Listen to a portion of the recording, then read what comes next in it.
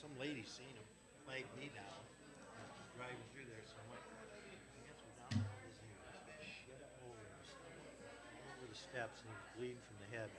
All I did was keep from falling down the rest of the steps till they got there. Sure. Sure, glad they got there. Thank you for doing that. She didn't want to get close. She flags me down. Me and my grandson can't make him fall anymore.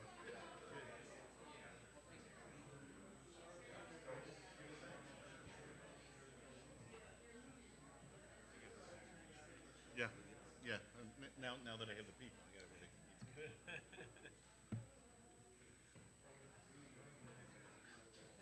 He sees promotion right before Park Boulevard. No. I want you to see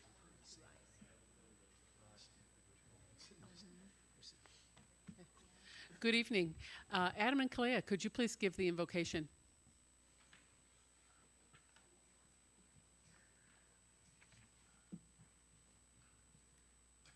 God, we just thank you so much, Lord, for this night. We invite you into this place, God. We invite you into this meeting. Jesus, we thank you, God, for who you are, Lord. We exalt your name, God. I just pray for wisdom for every single person that's making a decision tonight, God. Everything that happens tonight, God, have your way, Jesus. We thank you, Lord, for who you are, God. We love you and we exalt you, God. We thank you, Lord, that you know what's best for Freeport, God. So open up our eyes to see, God, how you see, Jesus. Open up our hearts to feel what you feel, God. We love you, Jesus, and thank you, Lord, for all that you're going to do tonight.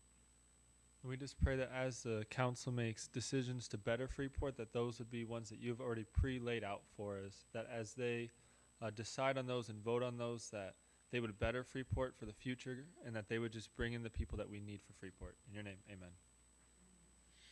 Thank you. So now that it is 6:01, we'll officially call this meeting to order. Madam Clerk, could you please take the roll? Mayor Miller. Here. Alderpersons Borneman. Here. Monroe is absent. Ross. Here. Parker. Here. Busker. Here. Shadle. Here. Mysick. Here. And Berberay. Here. And if you could please stand for the Pledge of Allegiance led by Alderman Parker.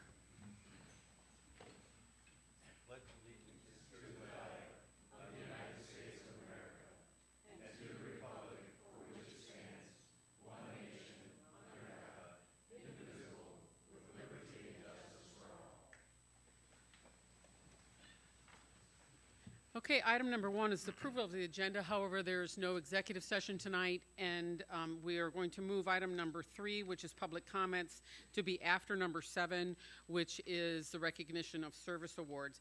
If there's a motion to approve? So moved. We have a motion made by Alderman Busker, seconded by Alderman Ross. All those in favor signify by saying aye. Aye. Opposed? That motion passes. Item number 2 is approval of the minutes from the regular meeting on July 19th, 2021. Is there a motion to approve? So moved. Second.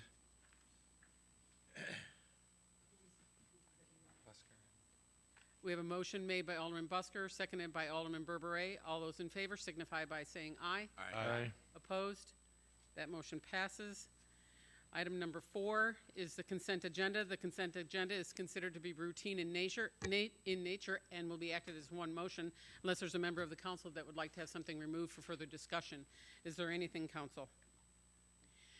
Seeing none, the consent agenda consists of approving and receiving and placing on file the Historic Preservation Commission minutes from May 18th, 2021, approving and placing on file the Greater Freeport Partnership's monthly report dated July 28th, approving and receiving and placing on file the notice of bank account closures, the approval of the finance bills in the total of $458,966.20, and payroll for pay period ending July 17th, 2021, in the total of $550,795.30.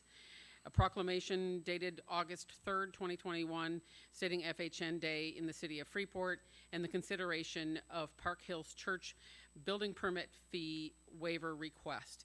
Is there a motion to approve the consent agenda? So moved. We have a motion made by Alderman Parker, seconded by Alderman Mysick. Madam Clerk, could you please take the roll? Borneman. Aye. Ross. Aye. Parker, Aye. Busker, Aye. Shadle, Misick, Aye. and Berberay. Motion passes 7-0.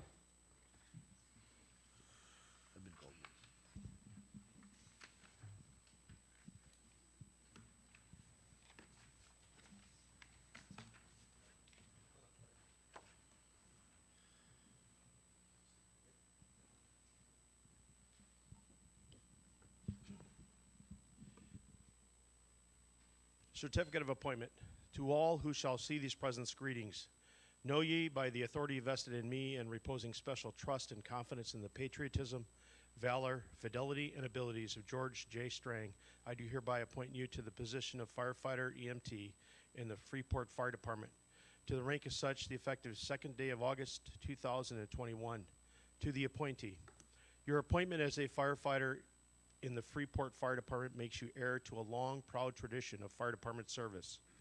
By accepting this appointment, you are charged with demonstrating those standards of performance, moral courage, and dedication to the fire department, the city of Freeport, which may serve as an enviable example of your fellow fire service men and women. Your desire to excel and to guide others must be boundless. Your appearance must be a model for others, and your performance must be a continual reflection of your sincerity, attention to duty, and moral responsibility. By exhibiting unfailing trust and obedience towards superiors, cooperation and loyalty to your peers, understanding and strength to those you serve, you contribute greatly to the effectiveness and good name of the Freeport Fire Department. Given under my hand, Fire Chief Bradley Liggett. Mayor, and I present to you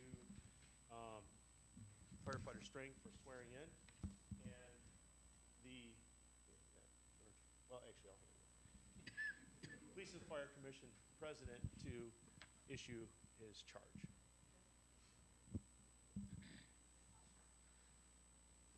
Thank you, Chief. Congratulations, George. So it's my privilege to be able to read your official commission as a firefighter for the city of Freeport. You're joining an outstanding group of individuals. In addition to a lot of the things that Chief had shared with you as he brought you into the department, one of the other things we ask ourselves as commissioner, is this somebody that we would want showing up in our time of need? Is it somebody that we would trust our property, our family, and ultimately our life to? So that's a great deal of trust, and you're joining a great group of individuals that, without a doubt, affirms that trust is well-deserved each and every day. So I'll read your official commission. City of Freeport Board of Fire and Police Commission. To all whom these present shall come, George J. Strang, having been duly appointed to the position of firefighter EMTB in and for the city of Freeport and the county of Stevenson and state of Illinois for the term from the 2nd day of August 2021 until his successor shall have been duly appointed and qualified, is hereby fully authorized and empowered to assume and perform all the duties of his said office, according to the law and ordinances of said city, and all persons are required to respect him in the discharge of his said duties, by order of the Board and Fire and Police Commission. Congratulations.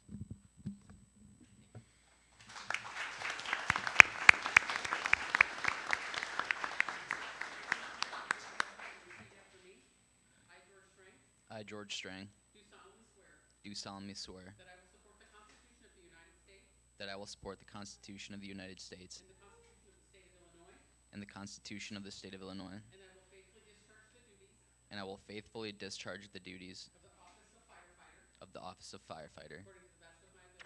according to the best of my ability. Congratulations, George. Thank you Welcome so to the much. team.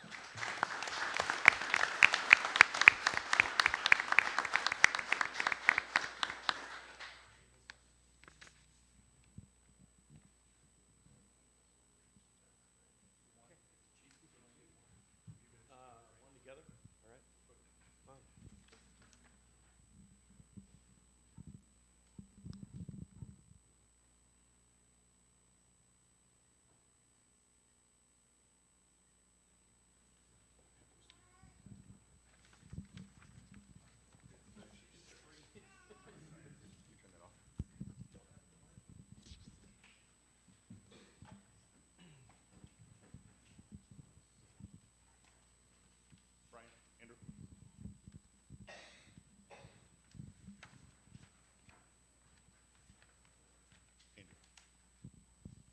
For both of you, it's an honor for me to be able to promote you guys. Andrew, you're going up, taking the first step up the chain. Brian, you're also moving up your responsibility.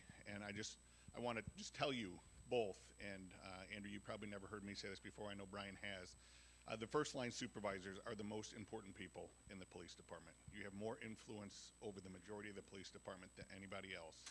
So it's imperative that you guys be good role models and train those below you to take your spot. I know that's hard. Not a lot of people want to say I'm making sure somebody takes my spot, but that's what I'm depending upon you to do. And a lot of times when nobody else is around, this council depends on you to make the right decisions for the city. So there's a lot of pressure that comes with that, and I know you both do very, very well as you move through this journey. So I'm going to turn it over to Mark here. All right, thank you both. So I get the privilege of being able to read your official commissions, but let me tell you both that during the promotion evaluation, you had really stiff competition. We were just amazed as commissioners about the talent that you have on your colleagues and your partners. So as we went back and forth and we were looking at who are the ultimate recommendations, the good news is it was a really tough call, and that's because you're all outstanding. So congratulations. And Andrew, I'm going to start with you. Official Commission, City of Freeport Board of Fire and Police Commission. To all to whom these presents shall come, Andrew Good, having been duly appointed to the office of corporal in and for the City of Freeport in the County of Stevenson and State of Illinois for the term from the 2nd day of August 2021 until his successor shall have been duly appointed and qualified, is hereby fully authorized and empowered to assume and perform all duties of his said office, according to the law and ordinances of said city, and all persons are required to respect him in the discharge of his said duties, by order of the Chairman of the Board of Fire and Police Commission.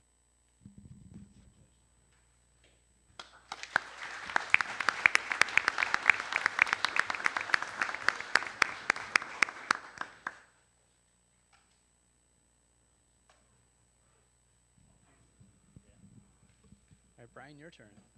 Official Commission, City of Freeport of Fire and Police Commission. To all to whom these presents shall come, Brian Pollich, having been duly appointed to the office of Sergeant in and for the City of Freeport in the County of Stevenson and State of Illinois, for the term from the 2nd day of August 2021 until his successor shall have been duly appointed and qualified, is hereby fully authorized and empowered to assume and perform all the duties of his said office, according to the law and ordinances of said city, and all persons are required to respect him in the discharge of his said duties, by order of the Chairman of the Board and Fire Police Commission.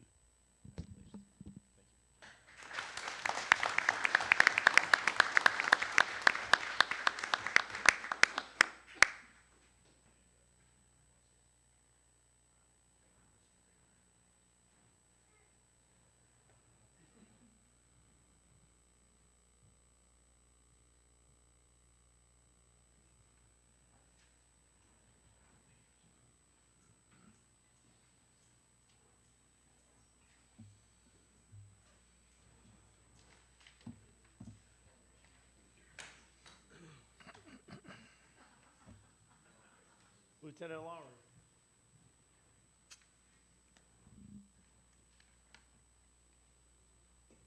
At the beginning of each month, the city recognizes length of service for employees that have reached an anniversary in that month. This month, Lieutenant Chris Lowry has reached his 15th year anniversary as of August 15th. Lieutenant Lowry has served as a paramedic. He's our technical rescue coordinator. He's our honor guard coordinator and our TEMS, Tactical Emergency Medical Services Team coordinator. He was promoted to lieutenant last August, and he's also a hazardous materials technician. So, Chris, thank you for your contributions to the fire department and the good name of all of the work that we do. We appreciate it very much and look forward to your continued service. As a small token of recognition, there's a certificate from the city, and then also some Greater Freeport Partnership bucks underneath to go get coffee downtown. All righty? Thank you very much.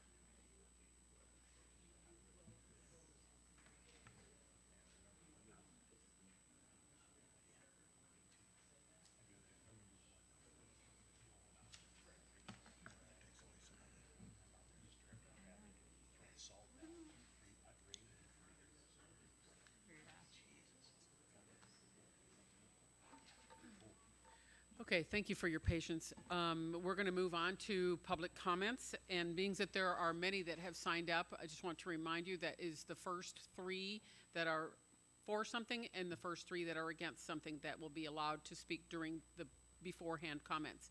But anyone's welcome to wait until the very end if they'd like to say something. So we will start with Edward Brogg. If you'd like to have your 3 minutes.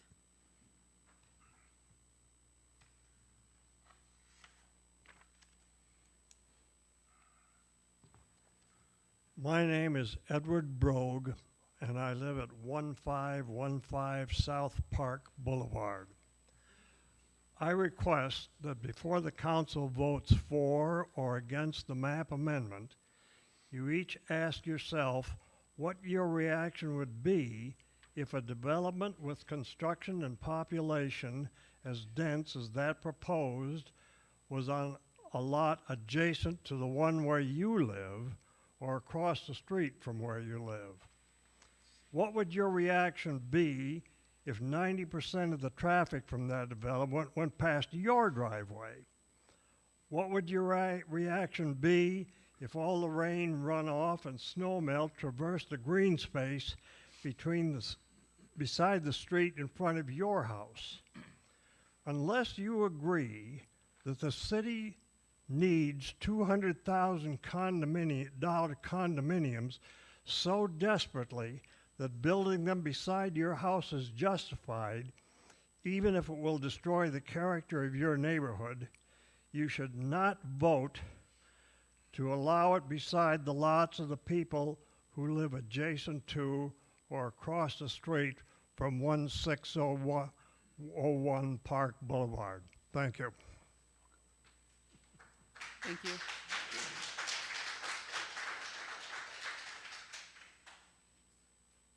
And then next we have Jeannie Olinger.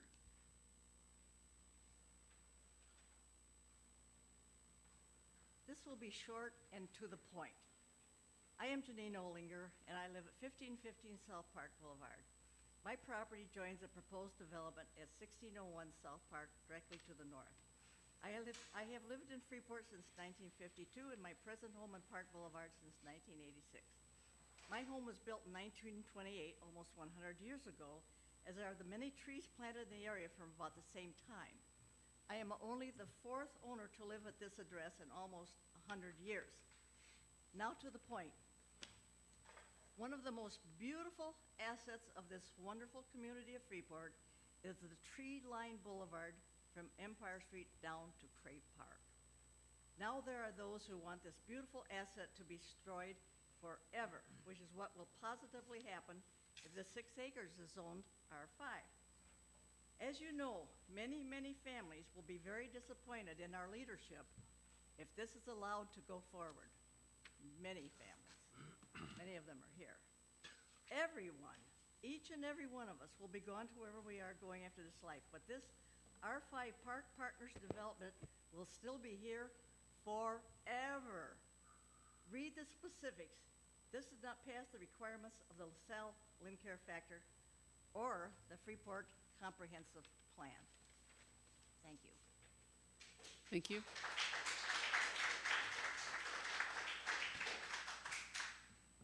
And next is Jeff Reinke.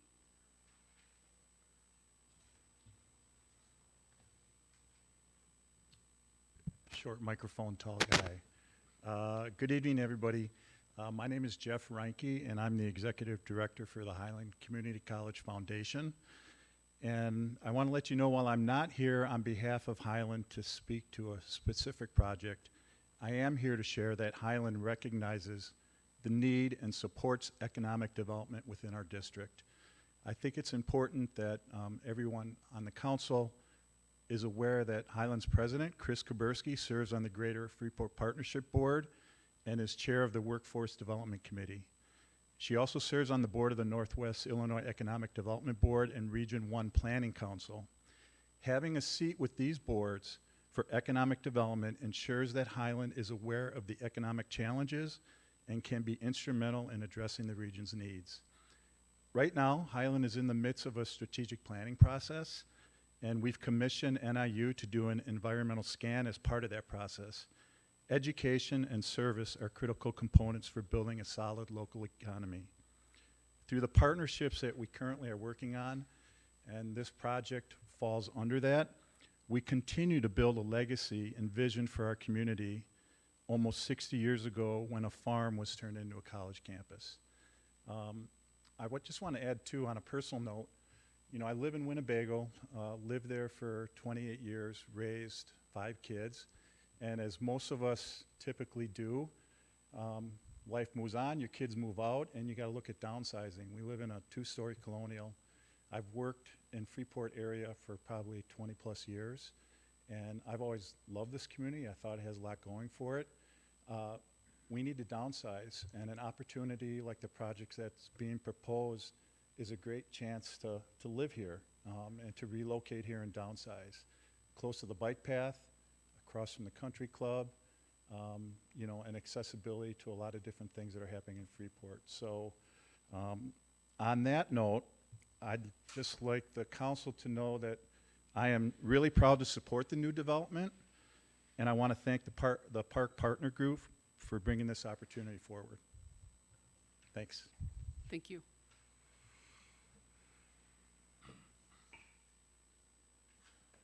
And then next we have Ellen Nowicki. Thank you. I would like to say I'm part of a group that opposes the zoning map amendment from R2 to R5 on the property in consideration, 1601 South Park. Who are we? We are residents of 8 of the 9 adjacent properties. We are another 36 residents of the nearby area. We are 45 people who signed written petitions in the area against this property, and we are 656 people who signed a change.org petition. And so it's not a small group, it's a relatively large group. And we agree with the City of Freeport staff report and the Zoning Board of Appeals that the zoning change request should be rejected based on an analysis of the LaSalle-Sinclair factors. Further, we remind the council that the burden of proof for an amendment of the zoning map is on the party seeking the zoning map change. And they must show that the LaSalle-Sinclair factors have been satisfied to justify changing the zoning map. Park Partners has presented no new evidence or no new arguments in the council chambers, and so I think that should be an open and shut case. Please don't close your eyes to the evidence of the work of the Zoning Board of Appeals. Don't pass the buck. I'm going to turn these in to Ms. Anderson. Thank you. Thank you.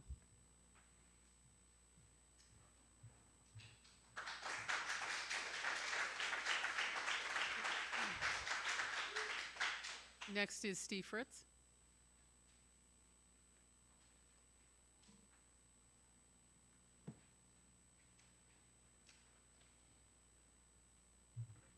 Hi, my name's Steve Fritz. I live at 1645 Ridgefield Road with my wife, J.R. Schaffner. Our home is located about 2 football fields away from the proposed development. We are owners of Inertia Machine located in Freeport, which we moved here in 1997 in a more business-friendly time from Rockford. We are also owners of the Freeport Club directly across the street from this development. We strongly support the project as a neighbor and adjoining business owner. The location and easy access to Cray Park and the Freeport Club would be an attractive to potential residents. The project would be good for the Freeport Club by adding to our customer base. The Freeport Club would be highly desired by potential residents to enjoy playing golf. We are also about 1 football field away from the Country Club condos that have existed for 40 years. The Country Club condos are visible proof that the condominiums are suitable in this area. The condos have had no issues in the neighborhood and have not affected property values. The community needs additional property tax revenue and housing in the neighborhood. The community needs,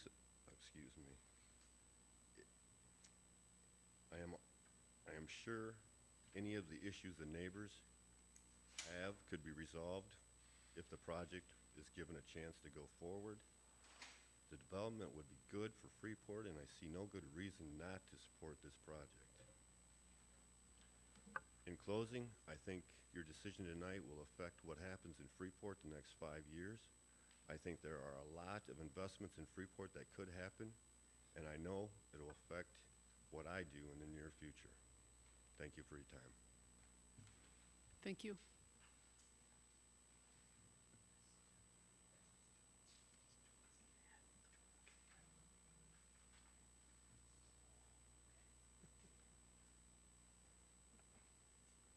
And then last, number 6, will be Steve Chesney.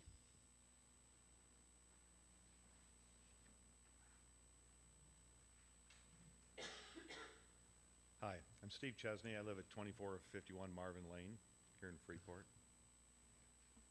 I think most all of you know me. I'm one of the partners at Park Partners along with Todd Wiggins and Bill Hewells. As we perfected our concept this past winter, we reached out within our own thought process to try to come to an understanding of what Freeport was all about. And we all agreed that we'd had so many years of life in this community that if we didn't expand this community and we didn't work ourselves to grow within, who would? We ask ourselves, will it be somebody from Rockford come help grow our housing stock? And we came up with no. We asked, will somebody come from Chicago? Will somebody come from San Francisco? Will anybody come and save and help grow Freeport? And the answer is no. So we decided to do it ourselves. We put ourselves out there, and we're putting up our own capital. I don't think anyone in this room is concerned about whether this project is fully funded, because it is. I don't think anyone in this room thinks that we're incapable of completing it, because we're all successful businessmen. And you can see our homes and our businesses as we sit here tonight. Today, I was trying to decide what I would say in 3 minutes. And I happened to be at Rotary today with our city manager. And the superintendent of our schools at the Freeport High School, superintendent of our schools at Freeport, talked about their declining enrollment. And she said, her words, our declining enrollments caused due to lack of opportunity, lack of growth, lack of jobs, and lack of housing. Her words. And she went on to say that our community has 72% poverty rate. 72%. And we as Park Partners are proposing to invest almost $7 million in this community, which we all know turns 6 to 8 times for a total of about $48 million of revenue that will come into this community. And we ask for your support to allow us to carry the conversation forward, to develop a plan that's acceptable to all. We're not saying our plan's perfect. We're not saying it's final. We're saying we need the zoning change so we can invest the dollars to sit down with staff to come up with a solution for all, and to help our city grow, to provide opportunity for our children, to provide opportunity for our businesses. That's all we ask. It's not much. And we expect and we know there will be upset neighbors. People don't like change. But we're not removing that beautiful tree-lined street. We don't own the trees. And so I would like to close by that. We would never remove them. We enjoy this city. Thank you for your time. Thank you.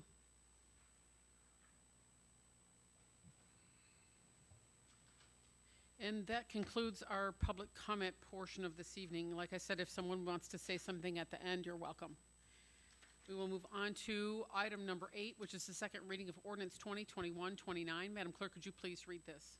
Ordinance amending various sections of the Code of Ordinances regarding water and sewer fees. Thank you. Manager Bucus. Thank you, Your Honor. As we've just previously discussed, we're looking at creating 2 new positions in the water and wastewater operations because of the new regulations that are coming out as far as from the U.S. EPA and the Illinois EPA. And in order to fund these 2 positions, we have to fund them through the water and wastewater operations budget. and there are no grant opportunities for operations in these areas. Mostly they're just set for capital. The City Council has discussed this issue on a number of occasions during the past 10 weeks. At the committee whole meeting on July 12, 2021, the majority of City Council members voted to move forward a proposal that the water and sewer capital improvement fee be reduced by $1 per month. This $1 would then be redistributed to the water base fee by 25 cents, and the sanitary sewer base fee would be increased by 75 cents. Since the base fees do not impact water usage, the transfer of the $1 would have zero impact on the utility bills customer's bill. This item was moved forward at the July 19th, 2021 meeting, and it's up for final consideration tonight. It's further proposed that this rate change go into effect on September 1st, 2021, and staff recommends the adoption of Ordinance 2021-29 at tonight's meeting. Thank you. Any questions, discussion, council?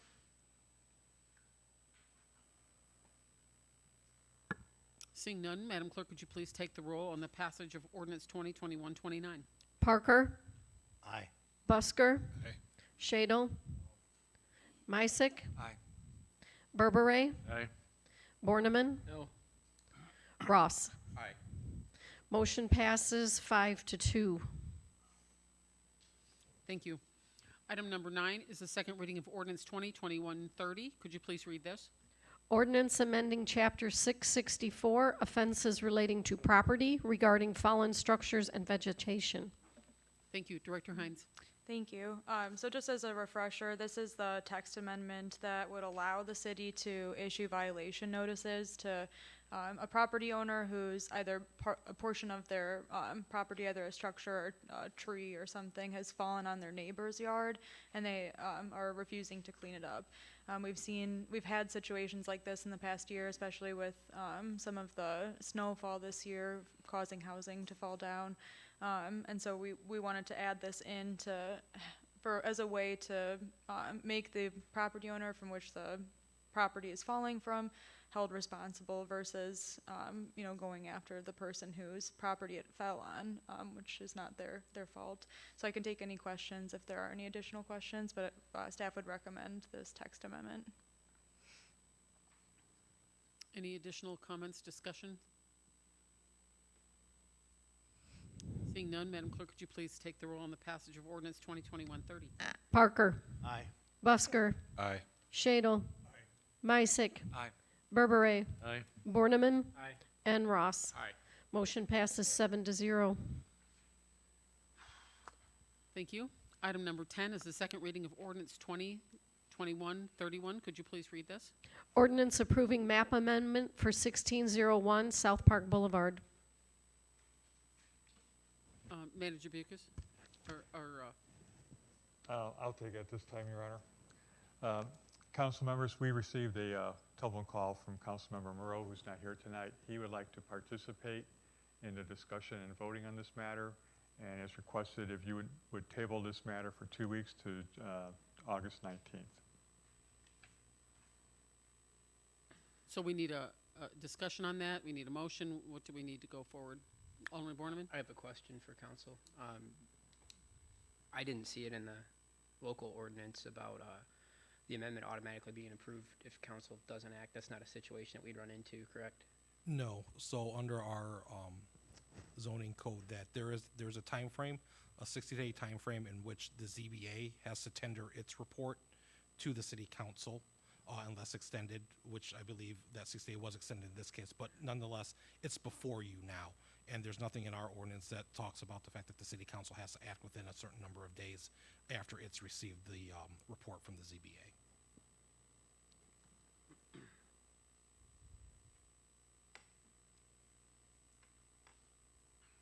Alderman Berberay? For the record, what is it, just a simple majority or a super majority? To be able to lay it over? No, to approve the map amendment. It is a supermajority. Super, so that'd be 6 of us. That would be 6 out correct. of 8. Okay. And so Alderman Monroe was requesting that if it pleases the council to lay it over until he's able to be present.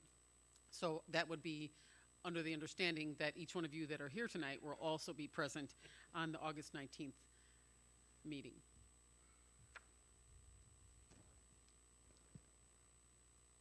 Madam Mayor, I'd like to make a motion to move this 2 weeks so that we do have the supermajority vote. Is there a second?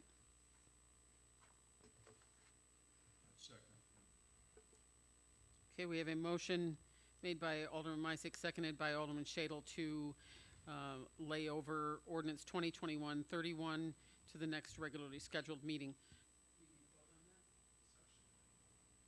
And is there any further discussion, council? If Again, so the vote that you guys are considering right now is just the motion to lay over. Okay, you're not voting on the actual map amendment. This is just whether or not you guys want to lay this over for 2 weeks. Madam Clerk, could you please take the roll? Parker, Aye. Busker, No. Shadle, Misick, Aye. Berberet, Aye. Borneman, No. Ross. It will be laid over. The motion passes 4-3. Thank you. Then we will move on to item number 11, which is the first reading of Ordinance 2021-32. Could you please read this? Ordinance approving and authorizing the city to enter into an option agreement for purchase of real estate with Green Healthcare Solutions of Illinois regarding property located at 101 to 111 South Liberty Avenue, commonly known as the Meadowclad Raleigh Building. Thank you, Manager Bucus. Thank you, Your Honor. Council recently approved a special use application for Green Healthcare Solutions Illinois to operate an adult use cannabis craft growing facility at 101, 111 South Liberty under several conditions. And one of those conditions was that the business needed to purchase the property from the city. This ordinance is approving an option agreement to purchase the real estate at 101, 111 South Liberty Avenue. The option agreement in front of you gives you the purchaser exclusive rights to buy this property through February 28, 2022, while they wait for the Illinois state cannabis licenses to become available. Within 14 days of execution of this option agreement, the purchaser agrees to pay the city $2,500 as down payment, and the purchase price is set at 20 cents per square foot for a total purchase price of $24,000. The agreement gives the option purchase an option to extend the option. The agreement gives the purchaser an option to extend the option period for 90 days beyond February 2022 with the written notice of the city on or before the last day of the agreement. And staff's recommendation that council approve the option to purchase the property at 101, 111 South Liberty with Green Healthcare Solutions, Illinois. Director Hines, did you want to add to that? No, I don't have anything additional to add to that. Thank you. Council? Alderman Berberet? Manager Bukes, I know that when we're talking dispensaries, there must be a certain distance between that sales place and any type of schools or churches and so on. Is there any setbacks like that for what I call the manufacturing of cannabis? There are certain setbacks set by state statute, but this building meets all those criteria. Because you recall, a couple months ago, we had to rezone the property in order to make it eligible for this type of craft growing business. Okay, thank you. Mayor, Alderman Ross? so would this building be far enough away from the school, which is the old Freeport General Standard? I don't know where the old General Standard building is. Okay, it's at the corner of Chicago and Maine. State. State and Maine. State and Maine. It's the administration office. It's, Oh, no, they have students there too. Yes, they do. yeah.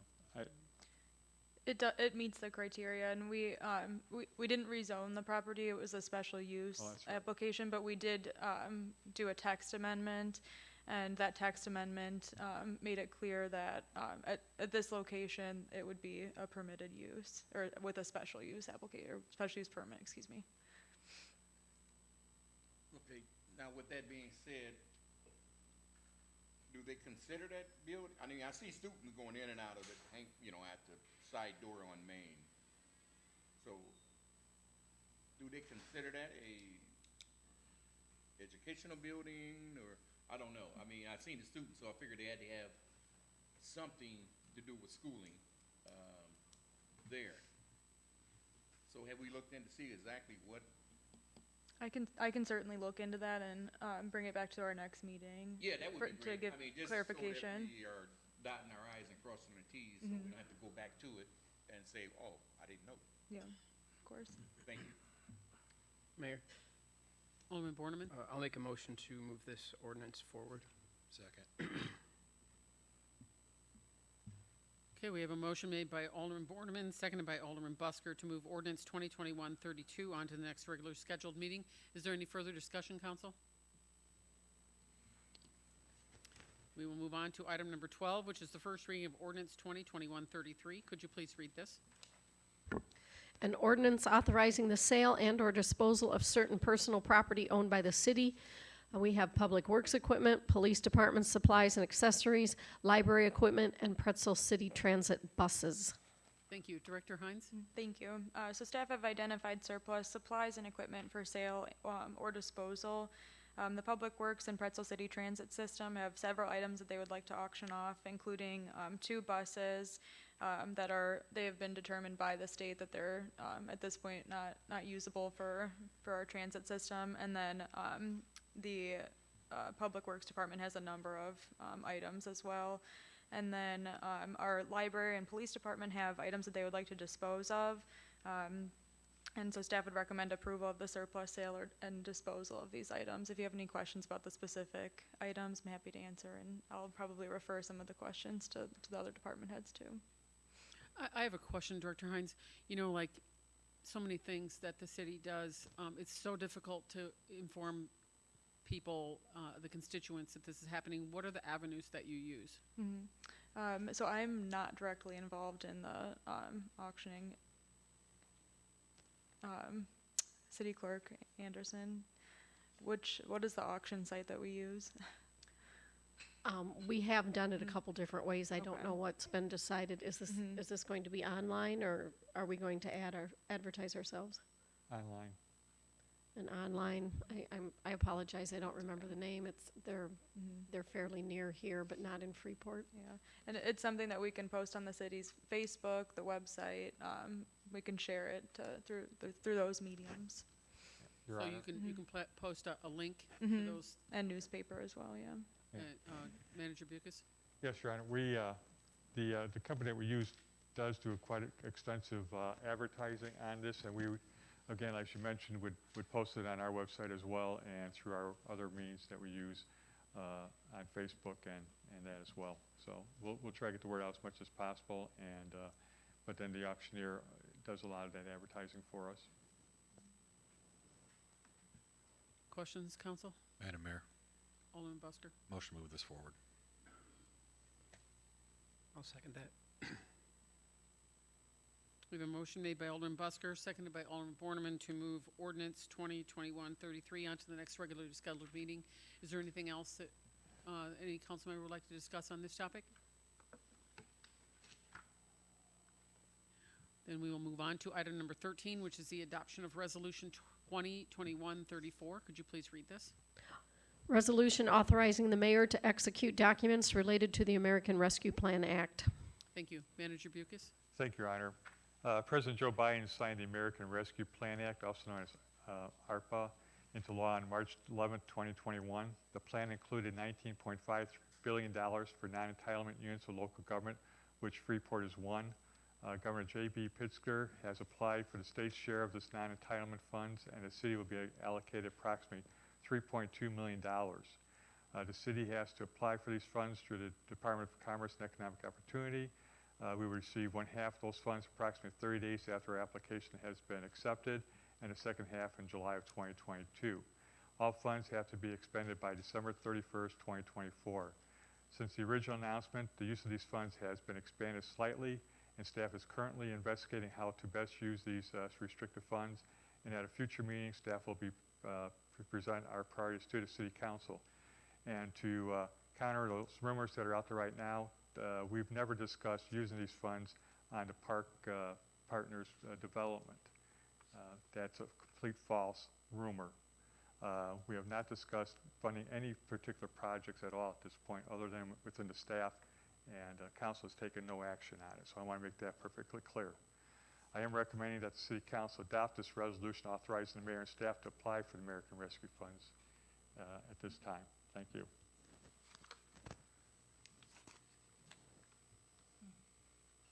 Alderman Berberay. Manager Bucus, what is the criteria for determining how much was allocated or is available to grant to each city in the state or the country? Since we're in an entitlement community, which means we're not a population of 50,000 or more, we have to get our funds through the state. And what the state did and what the act required is that, well, actually the state, I'm not sure whether the act actually required it, but with the way the state is distributing the funds is based on our population. So everybody that's under 50,000 was put in a pool, and then we were divided up. We originally were told that we'd get about 2.8 million. And so we're a little surprised last week when we got the announcement that it would be 3.2. Thank you. So it's pretty good. Mayor. Alderman Ross. Yes, Director Bucus. If we are awarded these funds, I can understand that the police department, fire department, street department, all could use some help, shall we say? They can use help, but they are not all eligible for these funds. These are restricted funds on how they're used. Okay, so what would they be used for then? We're looking at water and sewer projects and possibly some funds for the police department with regards to technology. Okay, so it would be the, infrastructure and technology use Right. within the fire department too or not? No, fire department's not eligible. Okay. Okay, thank you though. I wish we could use it for street repair and that, but we cannot. It's not an eligible project. I know a lot of people ask about that. It's not an eligible project. All right. Madam Mayor, Alderman Busker. make a motion to adopt. Second it. We have a motion made by Alderman Busker, seconded by Alderman Ross to adopt Resolution 2021-34. Any further discussion? Madam Clerk, could you please take the roll? Parker. Aye. Busker. Aye. Shadle. Misick. Aye. Berberay. Aye. Borneman. Aye. Ross. Aye. The resolution is adopted 7-0. And we are on to item number 14, which is the adoption of Resolution 2021-35. Could you please read this? Resolution approving natural gas aggregation program for city-owned facilities. Thank you. Manager Bucus. Thank you, Your Honor. I don't see Mike Mungy out here. Your Honor, we're in the process right now of going out for bids for natural gas for 8 different properties that the city owns. This is something that we've done on a continued basis as part of our natural gas aggregation. And these are, what we're looking at right now is 6 small gas accounts that we're looking to get our bids with. Our current contracts with Santana Energy at a fixed rate of just over 31, almost 32 cents per therm, and this contract is ending in September. We also have 2 larger accounts in the water and sewer department that are up for renewal on May of 2022, and what we're proposing at this time is to bid the 6 smaller ones for September, from September 2021 to May of 2022, and at that time we'd like to take all 8 accounts and bid those out at one time. Unfortunately, the numbers I provided to you were on Thursday, and at that time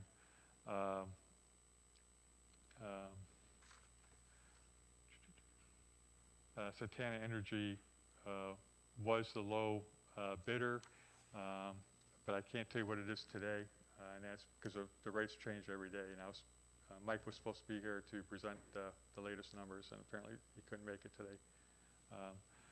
So I would recommend that council give staff the authority to move forward with this project and notify you at a later date who the low bidder was, because we need to move on this. And if you look at the gas prices right now, you'll see they're going up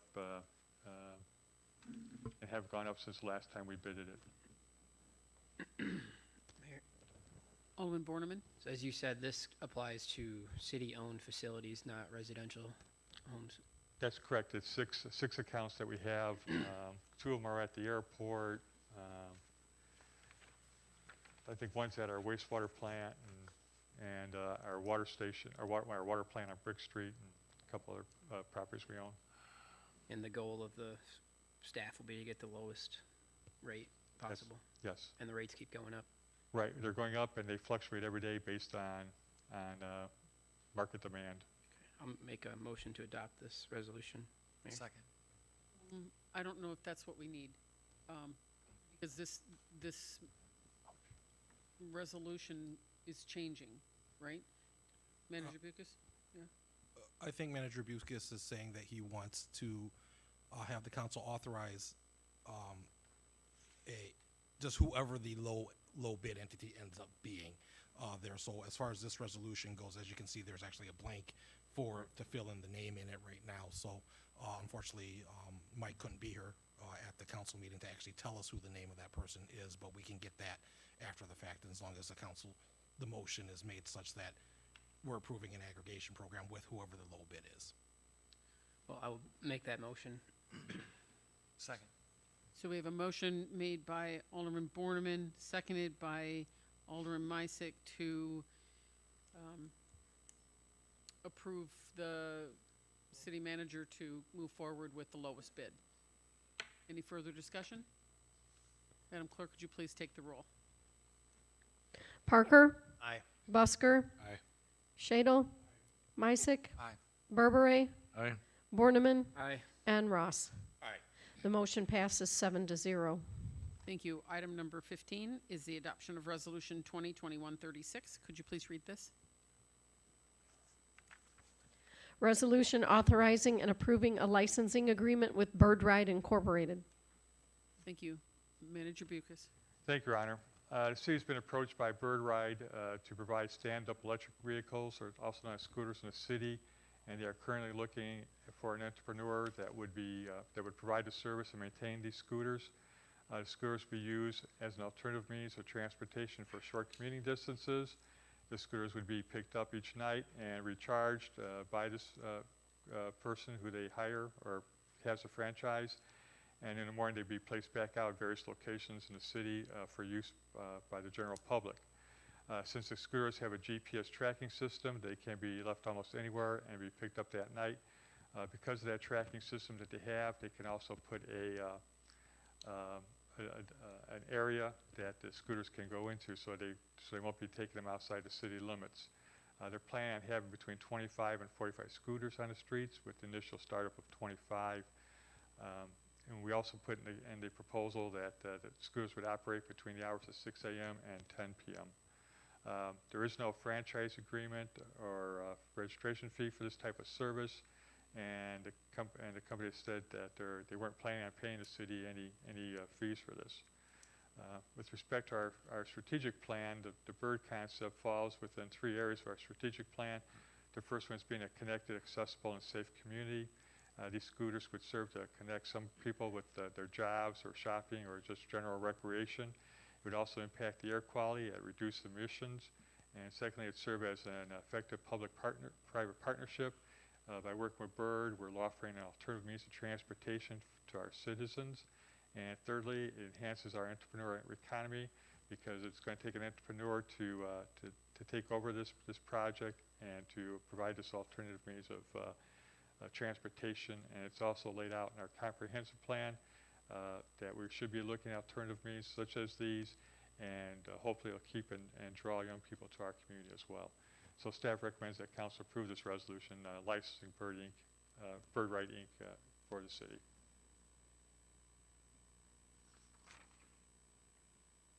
Questions, council? Alderman Shadle? Manager Bucus, is there going to be some wording in there about the bikes or scooters being left in an inappropriate area for a length of time? You know, I understand there's GPS on them, there's supposed to be somebody to get these picked up, but in a case where that doesn't happen, I don't want this to be something That's one of the problems that a lot of these scooter providers have been facing, and or I should say cities are facing with these scooters, because people just leave them anywhere and anywhere, rather than leaving them in a place where they're not blocking sidewalks or traffic or parking stalls. Bird does have videos and educational material for people, so they know how to operate them, how to use them, and how to park them, and where to park them. There is no specific corral or parking situation unless we want to develop one sometime as we see how it develops, that if it's in a certain area, they should be parked in a certain area, but right now we don't have that. Follow up on that. I just, is that something we could put into the contract with them, that they get, 5 chances at this? That No. if it's, I'll refer to the attorney. So currently, the agreement, while there's not any specific details as to where a citizen who utilizes these scooters has to put them, if there ends up being a problem, this agreement has a 30-day out clause for either party. So upon 30 days notice, if we're not happy, and it does conclude language that says for cause or without cause, we can terminate upon giving 30 days notice. very good. Thank you. Alderman Berberay. I don't want to be so presumptuous as to figure out their business model, but what if they return to appropriate site, they would get a credit back on their credit card? I mean, is there some way we can encourage that so we don't have a proliferation of these things all over town? But if you bring them back to some of the spaces where they take them out, they get a credit. Again, we can't Yeah, run their business for them. It's just a yeah. suggestion that could be passed along, see what they think. I'll pass that suggestion along to them. Thank you. Madam Mayor, Alderman Busker. yeah, is there any evidence or to other cities having issues if someone takes one of these and parks it on their own property? I don't know if they have the authority to go on somebody else's private property to get their scooter back, so that's going to end up taxing police department if that happens. Well, they also have an ability that if they can't retrieve the scooter, that they could also dismantle it, that it won't even work. So that's how they could prevent anybody that goes outside the boundaries of the city or whatever boundaries we give them. If they try to take the scooter out, it won't work, it won't operate. So I'm assuming they could do the same thing if they can't locate one or they can't retrieve one. Attorney Zito. And I think to that end, if the scenario that you're posing is that I go and I grab one of these scooters and I ride it back to my house to get home from wherever I was there, then would they have the ability to go onto my private property to take the scooter back? I would imagine the answer is yes. Now, granted, I've never seen the terms and conditions of, when you sign up to use the scooter. I'm sure you are probably agreeing by, swiping your card or giving your information. You're probably agreeing to a whole bunch of terms and conditions as to the fact that you're not going to use the scooter inappropriately or anything like that. I would have to imagine there, and I would imagine one of those things is that they would have the right to come and retrieve their property if I were to all of a sudden stick it in my garage, because I'd basically be stealing at that point. So, Mayor, Alderman Ross. with that being said, so in other words, all liability is left upon this company, and the city's not liable for anything. I never say never. Well, when it comes to the scooter, I'm speaking of. Yeah, no, it's the company's scooter. It's their responsibility. It's their liability. If somebody gets hurt on it, it's not ours. If that's what you're asking, or they get in an accident because they don't know how to drive it, it's not our responsibility. Right. Yeah, that's basically what I'm asking. When I say, okay, all liability, yeah, that's pretty broad. But yeah, that is very broad. But so yeah. That's not to say if somebody gets hurt running into a car or something, they won't sue us, but I mean, that happens every day. True. Madam Mayor. Alderman Busker. Yeah. We can sit here and what if all night, but I think, give another business a shot to try something different that we don't have, and fill a need for someone that does need transportation, I'd like to adopt resolution R2136. Second. All right, we have a motion on the floor, made by Alderman Busker, seconded by Alderman Parker, to adopt resolution 2021-36. Is there any other discussion? Alderman Borneman? Thank you. I just been thinking about this since we discussed it at the committee of the whole. I don't think this is something that is in the best interest of Freeport. These things are going to be driven around on the road. From the other towns I see them in, you get groups of very young children riding these things together. I think it really isn't. What we need is ride-sharing services. The scooter situation is not something that I think is something that's going to make says maybe accessible, safe. I think when you have 45 scooters potentially riding around our city streets, I don't see that being a great setup for the city. And then on top of that, I'm in cities where these are, and they're everywhere. They're parked. All these things you guys are talking about, that's not a thing. That's not going to happen. We can just cancel it or cancel our agreement with them, I guess, but there isn't a designated area to take these. They just get dropped and placed, and they're littering the city. With the way our downtown's set up, I don't think it makes sense to have them. If you're in a bigger downtown where you're trying to get from point A to point B in a few miles, I think, yeah, that makes sense. But when you're talking about driving down Galena, down busy streets, this to me just doesn't seem like a good idea. So that's my 2 cents. And our police have enough to worry about than dealing with complaints from either the business owner or people about how they're driving recklessly, stealing things, or just left in front of businesses and complaints. That's my position on the topic. That's all I have. Madam Mayor, Alderman Meisick? I've had an opportunity to visit a city that also has this technology, and I did notice that they were left in various locations, but understanding that the placement and the recharging of them is due by the company to handle those. So they're going to be stored and then to be replaced back out in the community in orderly fashion again that next day after the charging. Is that? That's correct. Every night they'll be picked up, recharged, and then brought back out the next morning. Sure. So if there's a period of time where they're not in use, then it's if it's essentially abandoned, they can end their session, and now another person can find it by GPS and then begin using it from its current location. Correct? That's correct. So it even the fact that it is random actually works out more in favor to someone who might possibly be in the area. And what you may find too is somebody drives to one place and goes inside to do something, somebody else comes out, sees it, and says, oh, I guess I'll use it, and the guy comes out that brought it, it's like, oh, it's not here anymore. So, but yeah, that's a possibility. And you're supposed to be 18 years old, according to the contract. You have to be 18 years old to operate these scooters. Follow up? And Oh, have a sorry. credit card. Yes. Sure.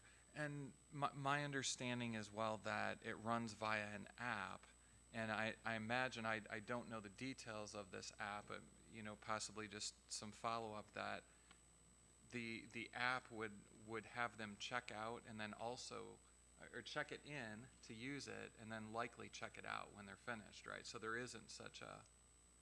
Right, because it's on their credit card and they're being charged by the minute. So Sure. if they don't check out, it's just charging more and more to their credit card. Yep, okay. Thank you.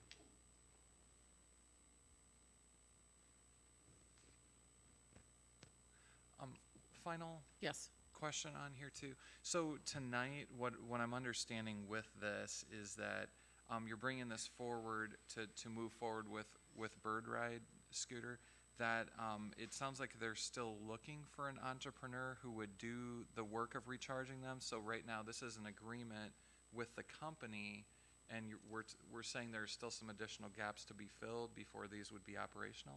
That's correct. They did not want to try to find an entrepreneur until they knew they had a license agreement with the city. Okay. Thank you. Alderman Burberry?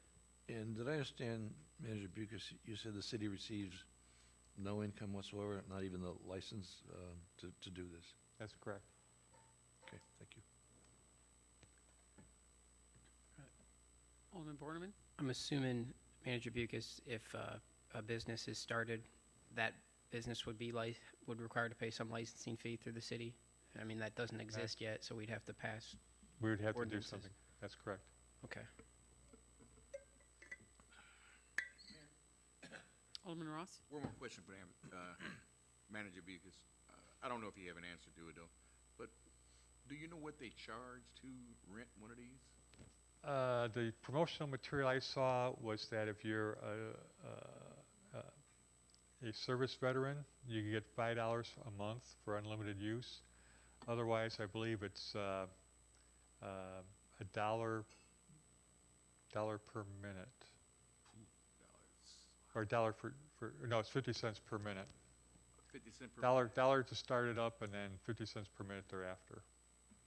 So then after that, does it shut off automatically or does it, yeah, does it shut off automatically? It shuts off when you turn it off.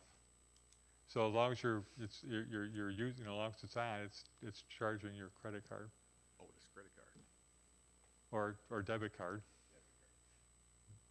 Okay, thank you.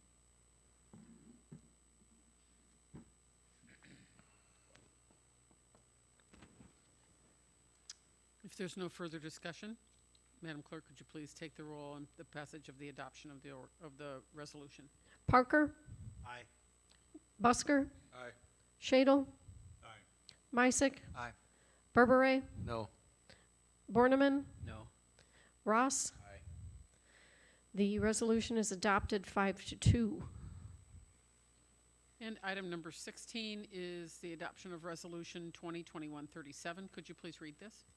Resolution approving a redevelopment agreement regarding property located at 1880 Southwest Avenue. Thank you. Manager Bucus? Thank you, Your Honor. City staff's been working with Hy-Vee Inc. on a development proposal for the former Kmart site, the former Kmart building. Hy-Vee's looking at purchasing this building and developing it into a Hy-Vee grocery store. During the past few months, staff has been discussing this redevelopment agreement using money from the Meadows Tax Increment Finance District. And Hy-Vee Inc. plans to spend approximately $1.1 million on property assembly costs, another $6 million on reconstruction, rehabilitation, and repair of the building, including replacement of the old roof deck and membrane and resurfacing the parking lot. As part of the redevelopment agreement with the city agrees to give Hy-Vee up to $1,500,000 over the remainder of the life of the Meadows TIF district, in payments that are equal to 80% of the available tax money that's generated from this project. Currently, the property is assessed at $251,000. And staff's recommendation that council adopt this resolution for the redevelopment agreement, with the redevelopment agreement at tonight's meeting. And with us tonight too is Casey Bonjour from Hy-Vee, who can answer any questions that either myself or Ms. Hines can't answer.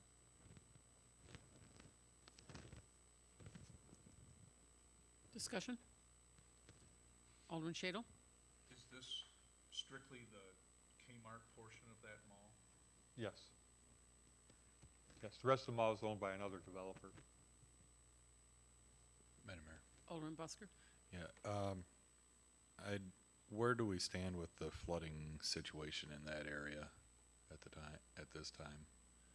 It's my understanding that we did a survey a couple of years ago, and it showed that the just one corner of the parking lot, I believe, had some flooding issues, but the building itself did not. Okay. All right, And it is not in the floodway, correct? that's correct. It's not in the floodway; it's in the floodplain. Mayor, Alderman Ross?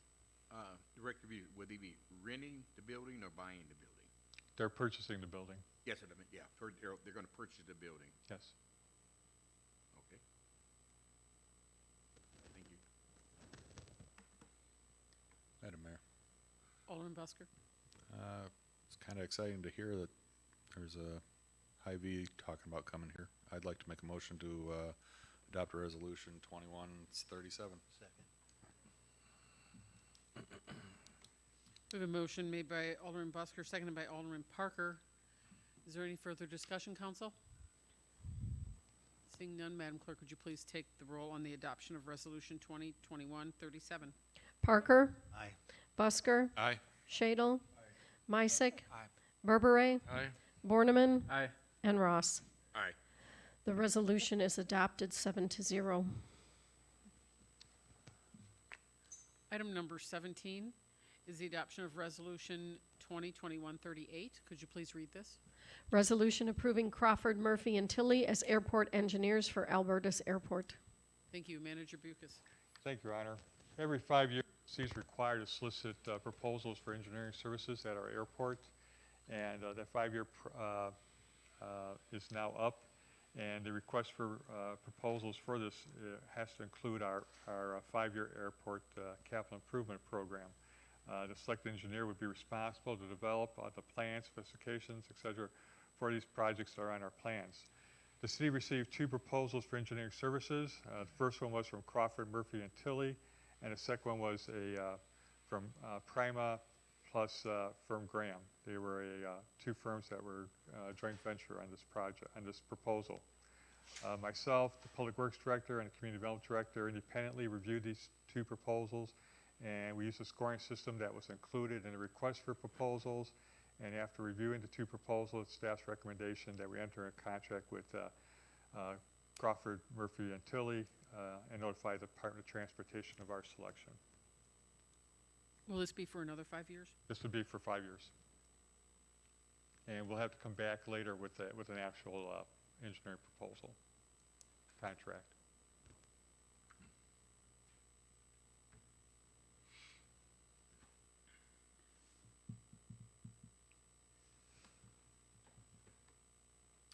Questions, discussion? Madam Mayor, Alderman Shadle? who was the engineer on the previous contract that's coming due? We've had Crawford, Murphy, and Tilly since, I believe, 1984. So they're really well versed with our airport. Thank you. Madam Mayor, Alderman Busker? motion to adopt R 2021-38. Second.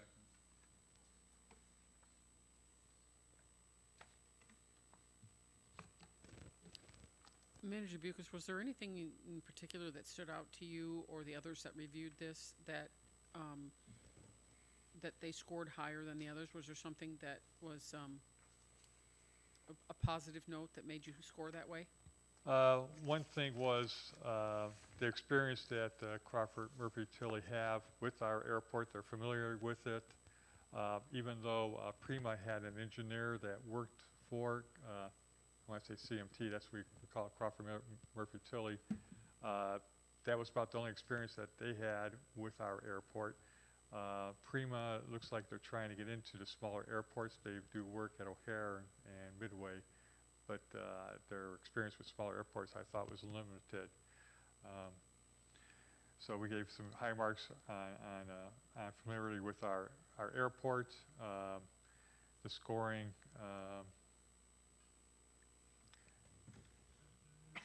Experience and capabilities to perform services, that was probably the biggest one.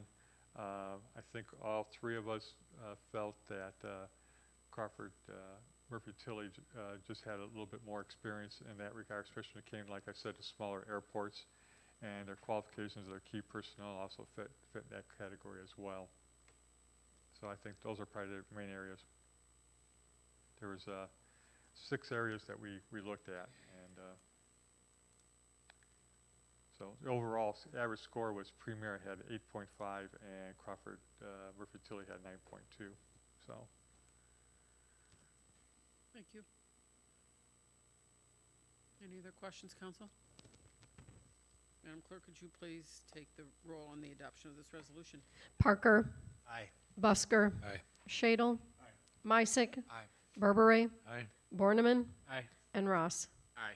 The resolution is adopted 7-0. Thank you. Item number 18 is the approval of the purchase of a mower. Manager Bucus. Thank you, Your Honor. The city street department maintains about 35 acres of land, and our water sewer department maintains about another 10 acres of land, and we're in need of a new mower. We're proposing that council approve a contract with Prairie State Tractor here in Freeport for a John Deere tractor, Signature Series. This is part of the state bid, so that's why we only have one bid in front of you. And the state bid and the proposal from Prairie State Tractor is $12,898.90. And this will be replacing a mower from 2009 series.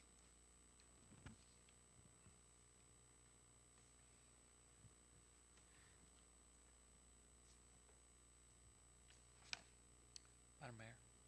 Alderman Meissick. So it sounds like this is very routine and reasonable life of service for the previous mower. Yes. And budgeted for? And budgeted for, yes. Alderman Berbere. Manager Bucus, just out of curiosity, what type of time commitment do we have for mowing 45 acres on a regular basis? Just curious. I don't know. Maybe, okay, Dr. Rob, right? Just curious, how much, we have one person doing it all week long? Oh. Just kind of get a Well, feel. just the cemetery alone takes one full-time person plus 3 summer help to maintain. Just the And cemetery. We're taking, yeah, just the cemetery. Okay. And what we're doing with the older mower, we're actually giving to the cemetery to use. Okay, thank you. Mayor, We also mow some of the vacant lots and stuff too, so. Alderman Ross. the old mowers put the surplus and sold then later down the road. I think the one that we're going to be replacing with the replacement mower will be in, It just moves down. right. Mhm. Okay, Yeah. thank Yeah. you. The cemetery doesn't take as much of a beating as some of these other places do, so Correct, that's why we can move stuff down. got it. Alderman Shadle. This number matches what was budgeted. We budgeted $15,000, so it's under what we budgeted.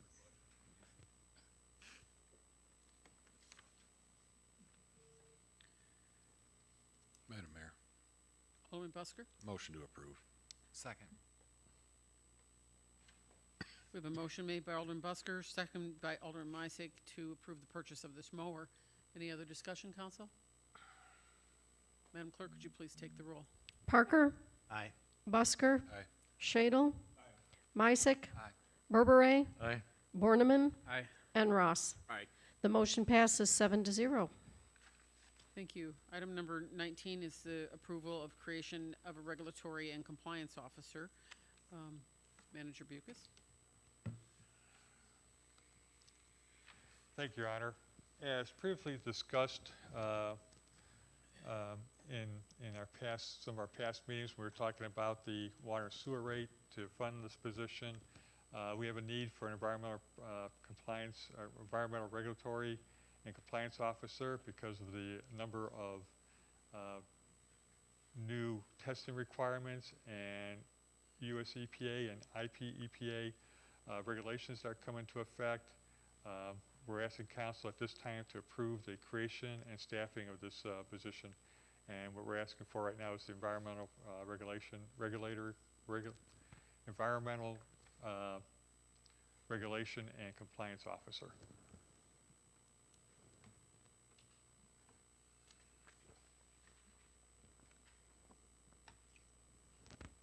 Discussion?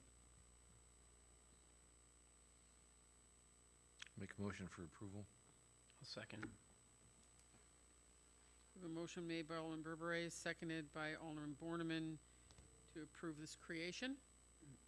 Alderman Borneman. I just for the public, if they're curious why there's no discussion here, we've been briefed on this a lot of times by the city manager, and we understand it. From my perspective, it's something we don't have a choice in really moving forward with. This is something that's been forced or mandated by both the Illinois and I think both the Illinois and the United States EPA. So just wanted to make that clear. If there's no further discussion, Madam Clerk, would you please take the roll? Parker, Aye. Busker, Aye. Shadle, Misick, Aye. Berbere, Aye. Borneman, Aye. and Ross. Aye. Motion passes 7-0. Item number 20 is the approval of the addition of a lab technician 2. Manager Bucus. Thank you, Your Honor. Again, this is the second position that we have been previously talking about for probably the last 10 weeks because of the new testing requirements that are coming out, not only for lead and copper, but now nitrates and phosphorus and everything else. We do have a Lab 1 technician position that's open. What we're looking at this time is a Lab 2 technician position. The person that we hire would start as the Lab 1, and then we'll move them into a Lab 2 tech position. As you recall, too, from some of our discussions, our current lab manager is looking at retiring sometime in the near future. And so by having a Lab 2 person there would help with this transition into a new lab manager and that as well. So we're trying to do a little bit of succession planning as well. And so it's staff's recommendation that council approve the new Lab 2 position and that we fill the position at this time. I'll make a motion to adopt or approve. Second. Second. Either Art or I. Either one. We have a motion made by Alderman Borneman, seconded by Alderman Ross for this approval. Any further discussion? Madam Clerk, would you please take the roll? Parker, Aye. Busker, Aye. Shadle, Misick, Aye. Berbere, Aye.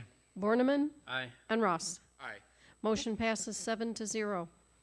Thank you. Item number 21 is the discussion regarding annual renewal fee for supplemental video gaming. Alderman Borneman, did you want to take the lead on that? Alderman Shadle? If the manager is willing to, I can just explain my thoughts is that, from my understanding, these fees have been in place for some time. More recently, the amount of per spin, per play of gambling that a player can gamble has gone up.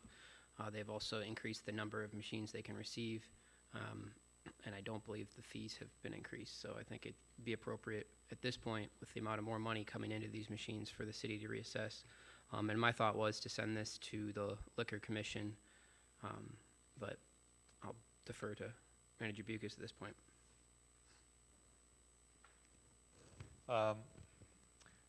I guess we're talking about the gaming machine then. We're not talking about mechanical.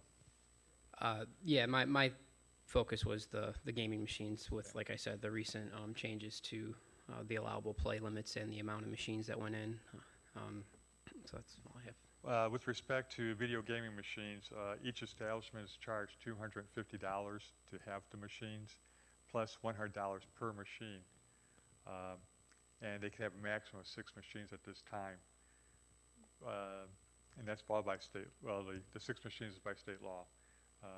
We are charging $100 per machine at this time, and there are some communities that are charging more. If we lose home rule, we'll be limited to $25 per machine, so we're going to see a decrease in it. So it's very important that we maintain, our home rule status. So I guess that's all I could tell you at this time is that, the most you could have is 6 machines, so that's $600 plus the $250, that's $850 we're getting from each establishment. We have 2 establishments that have 4 terminals, 9 establishments that have 5 terminals, and 21 establishments that have 6 terminals. So we have a total of 32 establishments with video gaming terminals, and the 32 total equaled 179 terminals. So based on how you raise the fee, you could calculate how much more revenue you're going to be taking in, at least in the short term. If my memory serves me correct, I believe within the last 4 years, the Liquor Commission has reviewed that. Debbie, do you remember, did we raise that Yes. time? Yes, all machines, whether they were video gaming or mechanical amusement, used to be $10 a piece, and the first one was free, including the 250 that Manager Bucas mentioned. In about that time frame, I think that's about right, Mayor, about 4 years ago, we increased it from $10 per machine to $100 for video gaming. The state, if we were non-home rule, the state maximum is $25 per video gaming terminal. And do you recall the comparison that we did? I think it was kind of chose by middle of the road.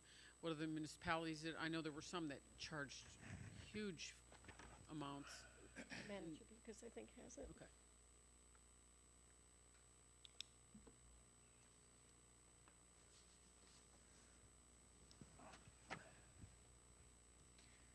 There were a number of communities that did respond to a survey we sent out back then, Your Honor.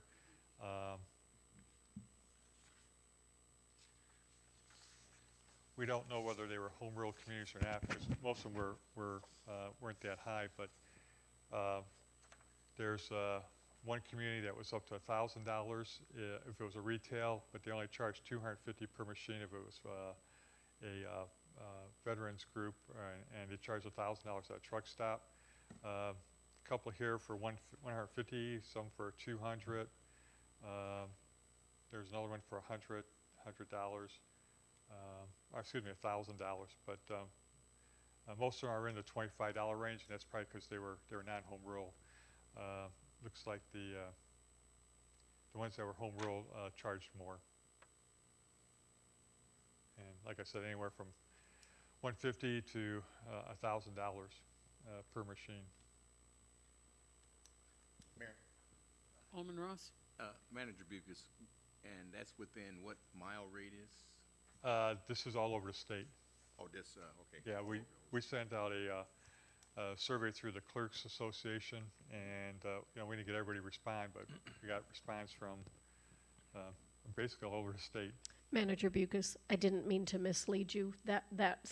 A different community asked that question. I just pulled the numbers together as the results came in. I apologize. I stand corrected, but it was from the Clerks, the Illinois Clerks It was, Association. yes. Okay, got you. Alderman Parker? Yes, so what you're saying is when we lose home rule, no matter what we do now, we're going back to the minimum. That's correct. Thank you. Alderman Burberry? Manager Bucas, do we know what the county charges, what their fee structure is? I do not. Okay. And would they be affected by, if we lose home rule, it changes, but they don't have home rule, do they? No, they do So not. whatever they're charging, they're charging. Right, they may be limited to $25. They may be limited, okay. Yeah. All right, thank you. Madam Mayor, Alderman Busker? has there been talk of what to increase the fee to if we were to do that? Does anyone have a number in mind that they're thinking? So my thought was to send this to the Liquor Commission for them to get an input from business owners and come up with a proposal, because I don't have a number at this point. I thought it'd be fair to let the Liquor Commission consider it and present a recommendation to give us some starting point. And then another thing, I was also taken aback by how much the annual fee is for a jukebox, but I guess that's not as big of a deal. The main thing was about the liquor, or the slot machines. So with that being said, I'm going to make a motion to have this brought to the Liquor Commission at their next meeting for their consideration of how they would like to go about making a recommendation of an increase to the slot machine, video gaming device machines. Second. So we have a motion made by Alderman Borneman, second by Alderman Busker. I kind of think, since that was just collected, Madam Clerk, 1st of July, that Yes. probably wouldn't be able to be enacted until the next renewal?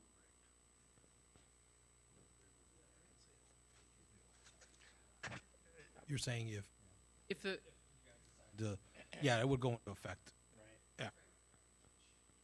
Well, if I may, Madam go ahead.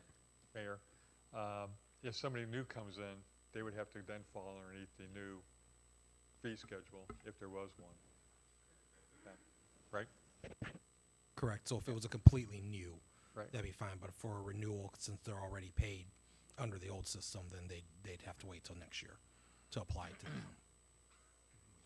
Does that make sense? Or- Yeah, that makes sense. A quick question, the home rule doesn't automatically go away. There's a, when is the, that's gonna be a referendum?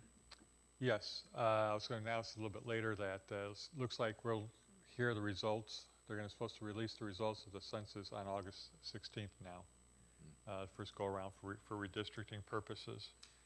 And so we'll have an idea where we're at. If we're below 25,000 population, we have to have a referendum on the November, November 22. I'm trying to think of the date, November 8th, I think, or November 6th of 2022, as to whether we will maintain home rule or not. So you're saying that we keep the home rule rights until the referendum? That's correct. Thank you. Attorney Zito? I believe we have a motion and a second on the floor right now to refer this to Liquor Commission. I just have a point of clarification, just if either the clerk or the manager, city manager knows. Has the Liquor Commission traditionally heard the issue of how much to charge for the actual video gaming terminal fee? May I, Mayor? Please. As I recall, we did a total restructuring of the ordinances in that approximate 4-year time frame. And it did come as a recommendation from the Liquor Commission, and the increase in fees was just part of it. Okay. Is that how you recall? I'm just trying to think, because at this time, it's not an actual liquor license issue or liquor issue, because it's just the fee for the terminal. I'm not disputing that we could maybe do this. Maybe I would just suggest that, It is. right, because you have to have a liquor license in order to have video gaming, but this is actually for the permit fee for each terminal. And that falls under Chapter 806 liquor. Of the liquor? Okay, we're good then. And it's a supplemental license to the liquor license. It's not a separate license. It's just denoted up in the corner. And also, I would like to add that the Liquor Commission would not oversee the jukebox fees. Manager Bucas would as licensing officer. That would be separate, I believe. Well, just one last point, and I guess maybe for direction for the Liquor Commission or an explanation is that 4 years ago we restructured this. Since then, more recently, the maximum play amount went from $2.50 a spin to $4 a spin, and there's been an increase in the number of machines you can have. So there's a lot more money going into these machines. From my anecdotal perspective, that's why I thought it'd be good to have the Liquor Commission study this issue. So we have a motion on the floor. If there's no further discussion, Madam Clerk, could you please take the roll on whether the Liquor Commission moves forward for recommendations? Ross? I don't know why I didn't start with Parker. Would you rather I do? Parker, I apologize. Aye. Busker? Aye. Shadle? Aye. Misick? Aye. Berbere? Aye. Borneman? Aye. And Ross. Aye. Thank you. Motion passes 7-0. Thank you. Department head reports. Finance. Nothing this evening, thank you. Thank you. Community development. Nothing tonight, thank you. Thank you. Was there anything, Manager Bucas, on behalf of Public Works? I do have a couple things I could mention on behalf of the Public Works Director. All the downtown bike racks have been removed for repainting. In partnership with the Greater Freeport Partnership, the Public Works crews removed the 9 bike racks from the downtown area, and we sent them off for powder coating. The cost of power quoting is going to be approximately $100 per rack, and that cost is going to be paid by the Greater Freeport Partnership. This past week, I should say, the street crews finished paving Meadows Drive, and now they have to do some site restoration this week. And they also replaced some inlets and a large failed culvert underneath Park Boulevard near the intersection of Galena. And lastly, we've been meeting with Firm Graham to discuss the Lynn Street lift station upgrade and force main replacement that's planned for later this year. This upgrade plan consists of a new loop pump and new power controls for all the pumps at the station. And a force main replacement consists of a 16-inch diameter force main that will replace an existing 10-inch force main. And the new main is approximately 3,300 feet in length and will run from the lift station on Lynn Street to Beach Street, and then turn south on Island, and then ultimately terminates on Galena, where the wastewater gravity feeds back to the Hancock treatment plant. And that's all that the Public Works Director had for tonight, Your Honor. Okay, thank you. Fire Department. Thank you, Madam Mayor. Our ladder truck 3051 is back in service after some extensive repairs. We did some recruiting at the county fair last week. We were there from 12 to 4 each day. Light attendance, but looking forward to recruiting season and the assistance of the community in identifying future candidates for the Freeport Fire Department. So if anybody knows anyone, please let us know so that we can start to mentor them as we come into our next recruiting and hiring season. Thank you. Chief Summers? Thank you, Madam Mayor. I just wanted to report, about 2 weeks ago, we had 2 armed robberies that occurred at local businesses, one at a gas station and one at a hotel. During last week, our officers worked very closely with the Rockford Police Department to, on similar crimes they were having over there. Our officers were instrumental in identifying the subjects and obtaining enough information to secure warrants today for both the armed robberies that happened here as well as some crimes that happened over in Rockford. So our guys worked really, really hard on that, and it's got a dangerous guy off the street to face trial. Thank you. Library. Thank you, Mayor Miller.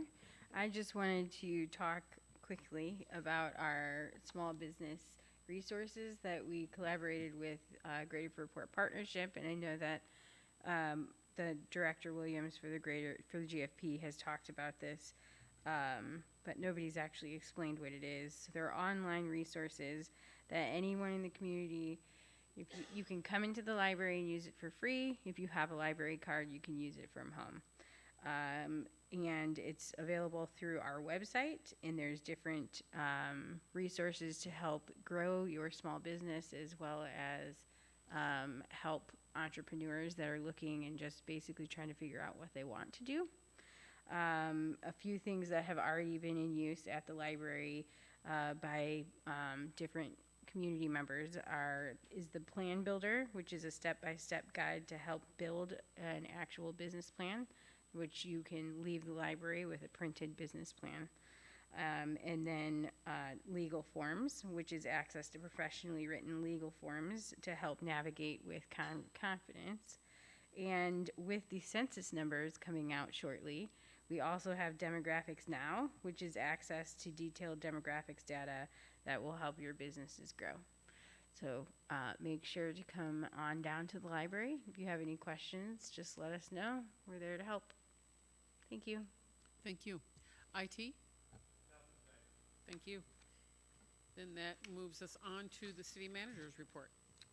Thank you, Honor. As I mentioned earlier, there was a news release that went out today that the census will be available to us come August 16th, and then they'll have a reissuance of that data in a different format on September 30th.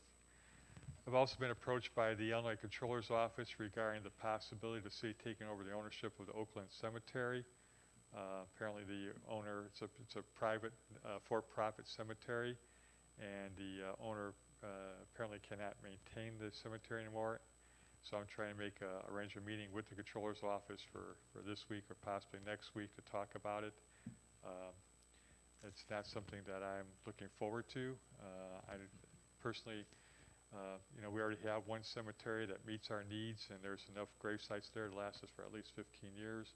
This might be something that maybe the township may want to take over, because there is approximately $700,000 in their perpetual care fund that could be used for maintenance of that property. But in looking at the project, Public Works Director and I are estimating we'd probably need about 4 full-time people to maintain that cemetery, and that's just, it's a headache. I mean, more roads, there's a lot of trees that need to be cut down, everything else. It's not going to be an asset to the city if we take it over. And so I want to talk to the controller's office about maybe the township might want it. I'll let you know how the discussions go. Anything else? Yeah, Not to interrupt. Manager Bucus, the person who owns it right now just can't walk away, correct? I don't know. In other words, they can just leave it abandoned and then, well, I mean, I'm sure there are going to be consequences if they do, but yeah, I don't know what those are. I've never dealt with a for-profit cemetery before. So city cemeteries fall under complete different jurisdiction, rules, regulations than a private, even a non-profit cemetery and a profit cemetery. So I've never dealt with a profit cemetery before. okay, thank you. and I would just like to draw your attention to a few events. There's an event for back-to-school supplies called Stuff the Bus. This Friday, Saturday, and Sunday at Walmart. They are going to be having out yellow barrels. So if you would like to purchase any school supplies, that would be very much welcomed, as well as the Salvation Army is also a drop-off point. So if you would like to help out with school supplies for needy children in the community, it's a great way to get involved. Also remind everyone that the electronic recycling event is set for the end of this month, Saturday, August 21st, from 9 until noon, or until the semis are full. So whichever comes first. It is $20 cash for up to 7 items, and it's open to anyone that is a Stephenson County resident. The items that will be accepted are computers, computer monitors, television, printers, DVD players, game consoles, digital converter boxes, electronic keyboards, and the like. No radios are allowed, so please don't bring radios. They are not on the list that is approved. And then last, just wanted to give a little update on staff on the street. We had our best turnout yet. Very grateful for those that were able to come. We had approximately 30 constituents, plus the staff, as well as the Salvation Army volunteers. So thank you, Alderman Parker, for availing yourself to that. I know there were several constituents that appreciated your presence there. So we decided we're hoping for a couple more before the weather turns bad. So the next one is Thursday, September 16th, and we've secured at Crate Park the shelter that is near the band shell. So I think it's the Coning shelter is what it's called. It's a small one that's near the band shelter, and that starts at 5 o'clock on Thursday, September 16th. And that's all I have for announcements. And so that leaves us for new business for council announcements. Alderman Parker? Nothing tonight, Your Honor. Thank you. Alderman Busker? Nothing this evening. Thank you. Alderman Shadle? In the agenda, I just, Alderman Shadle, could I ask you to talk into the microphone? It helps the people at home. Thank you so much. I just noticed going through the agenda items that we didn't mention Dave Winnikin's 35-year anniversary on the street department or the water department, and Justin Beer had 5 years. Thank you to both of them. And for Rob, Empire Street looks great. Appreciate the work done there. Yeah, my understanding there's just a little bit of work left yet, waiting on some materials that haven't shown up yet to finish it off. So hopefully soon that can be a completed project. Alderman Meisak? Just wanted to recognize our new firefighter, our new, and promotions that were in service recognition tonight. Just thank all of those who are in the front lines serving in our community. Thank you. Thank you. Alderman Berberet? Nothing, Your Honor. Thank you. Alderman Borneman? Nothing from me, thanks. Thank you. Alderman Ross? Yeah, one thing. I just like to tell Chief Summers that was great work, because when you had nothing to build it into something, and you find a guy way down south, you know, that's pretty doggone good police work. Take my word on it. Just for clarification, he was located in Rockford. Oh, South side. South side. That's still good police work. And that concludes the council announcements. Next, we will move on to public comments. Is there anyone that would like to have 3 minutes of public comments?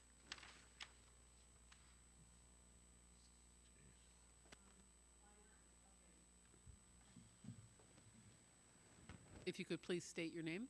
I will. Thank you. I'm Deborah Lishway.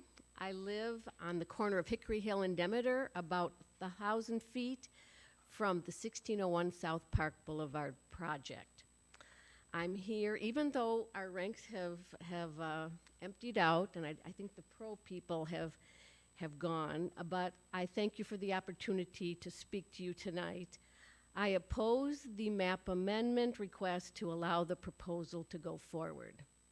It's much too dense if you've seen the drawings. There are safety risks due to the increased traffic volume. And just as important, I see no solid evidence that shows the need for 32 housing units at $22,000 per unit. There has been no market analysis beyond anecdotal accounts. There are already undeveloped condo sites throughout the city, as you know. And according to the census, while the target population ages 55 to 74 has grown in the past decade, the age group right behind that, ages 45 to 54, has not increased in Stevenson County. In fact, it's gone down by 27%. Thirdly, with regards to need, it is not substantiated in my reading of Freeport's comprehensive plan. The housing demand model on Table 10 states that there is